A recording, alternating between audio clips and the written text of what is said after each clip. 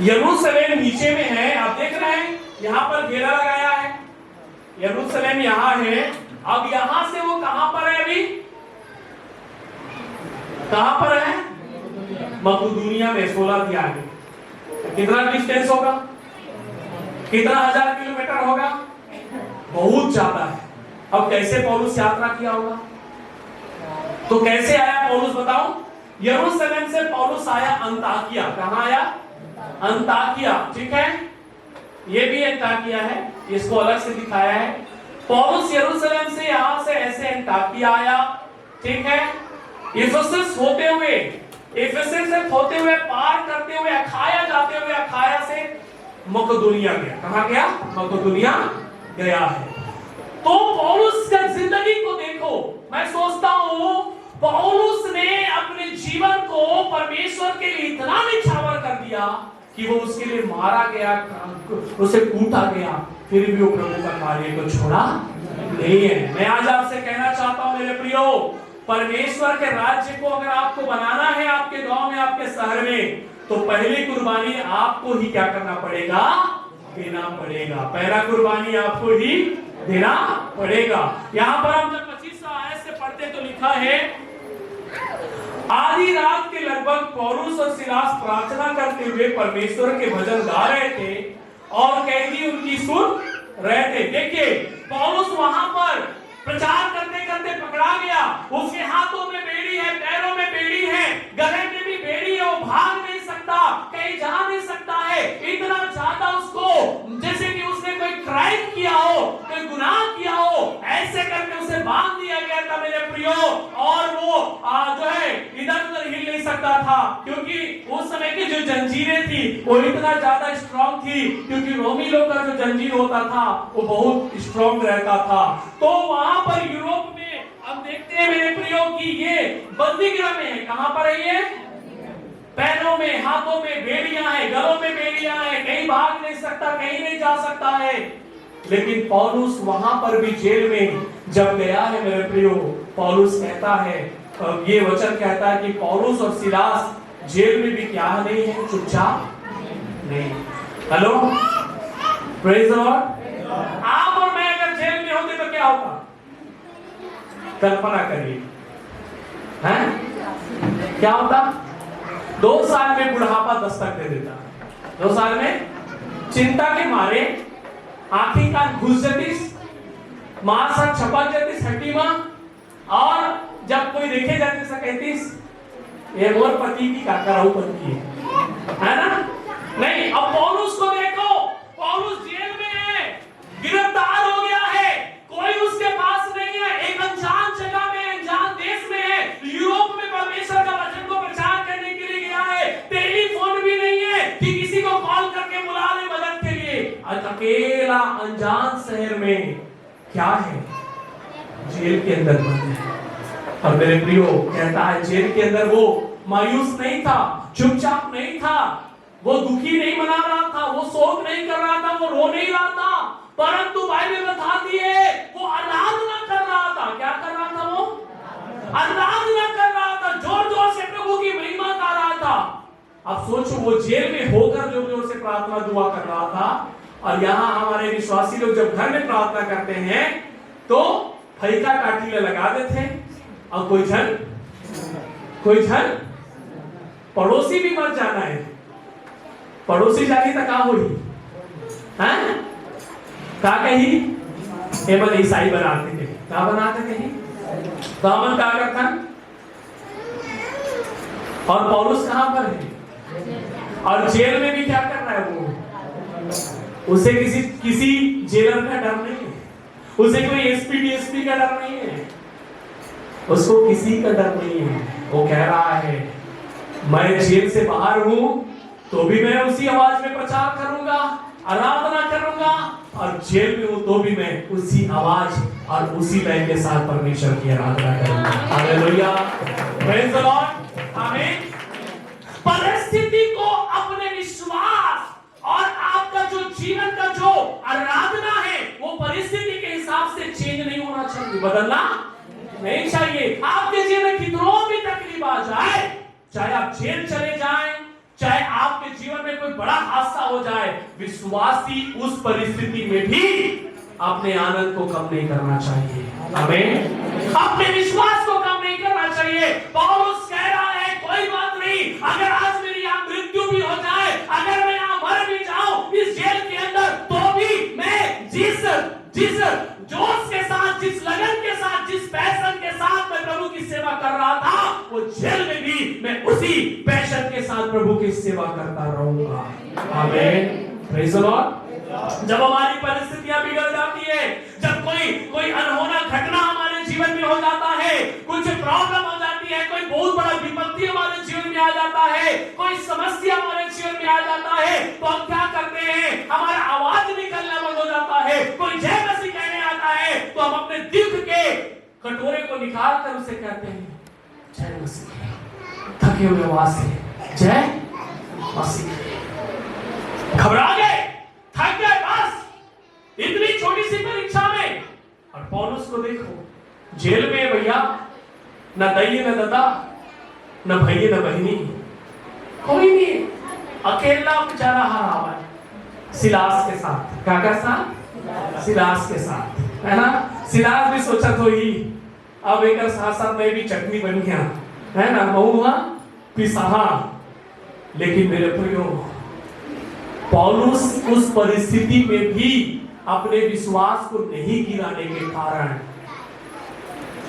उसका विश्वास तो नहीं गिरा, लेकिन वहां के सलाखें गिरकर टूट गए मेरे प्रियो। हालेलुया, आमीन, प्रेज़ द लॉर्ड, आमीन।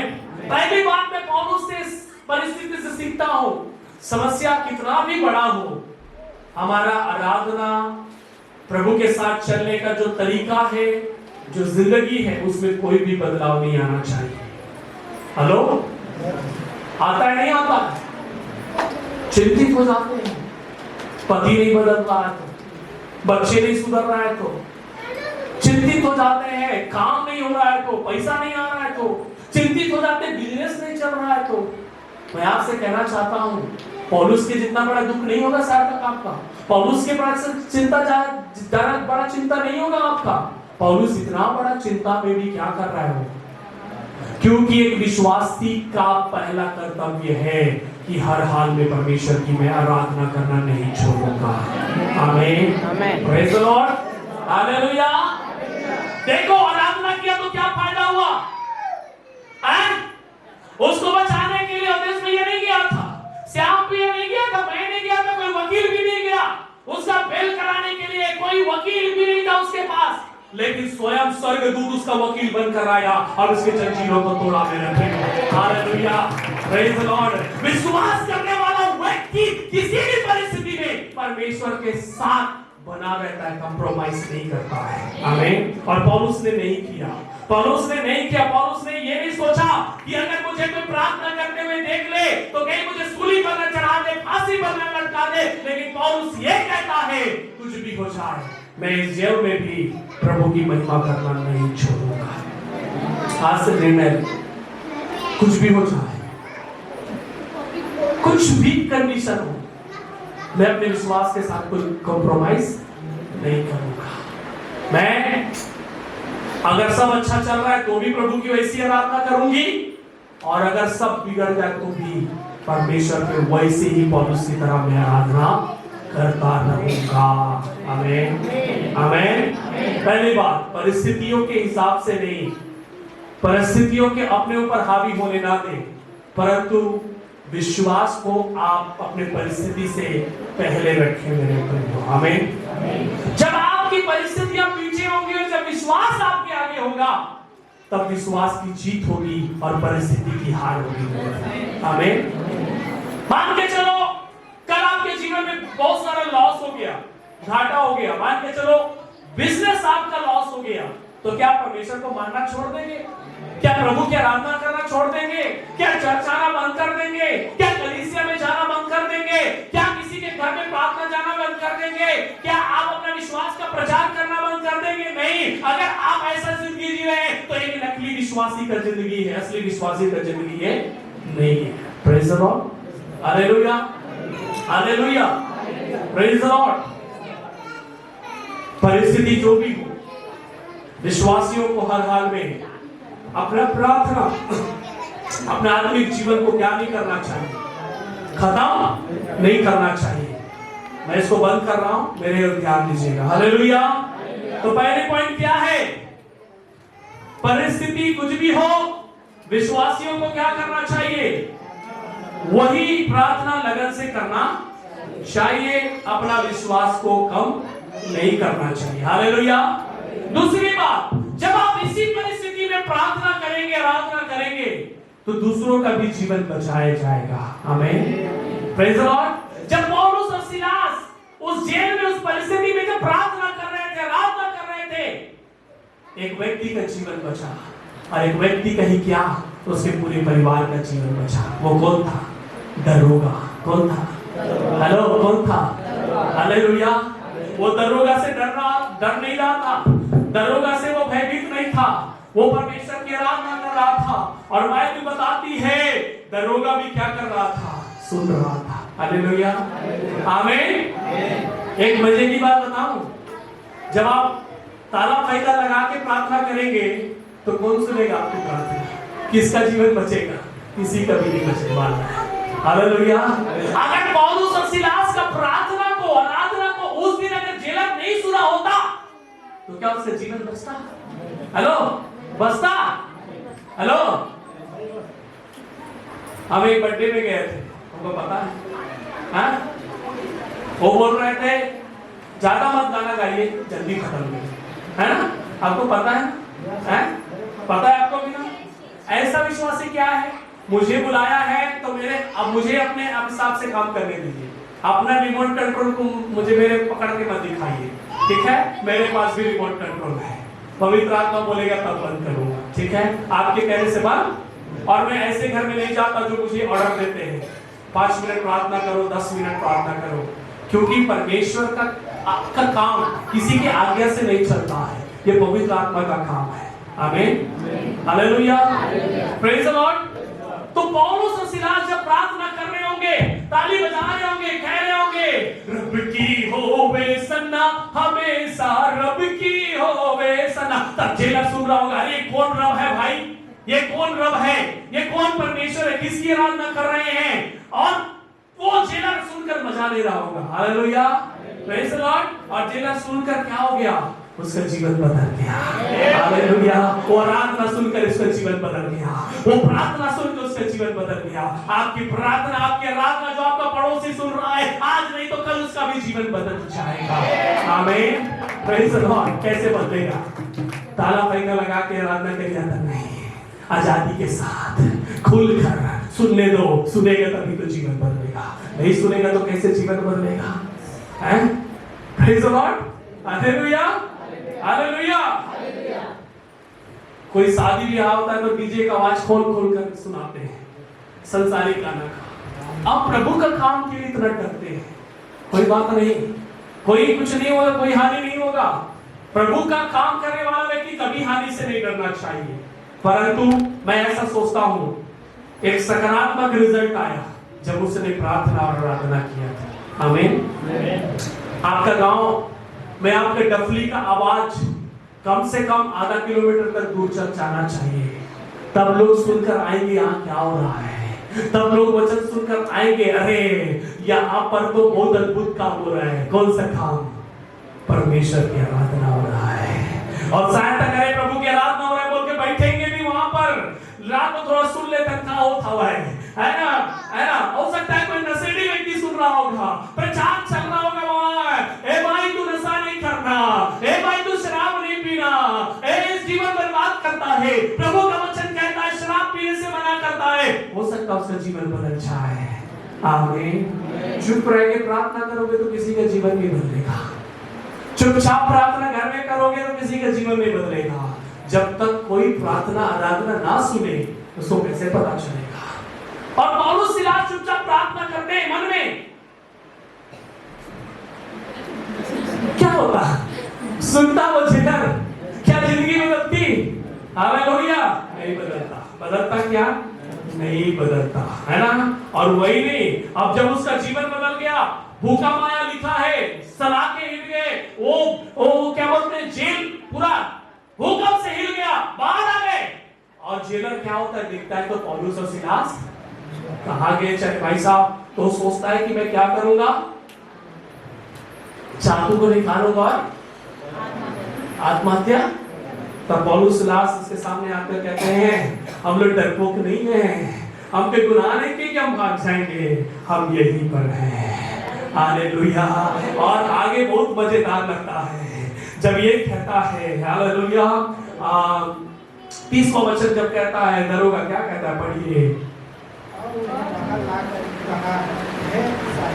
हे सज्जनों, हाँ चलिए,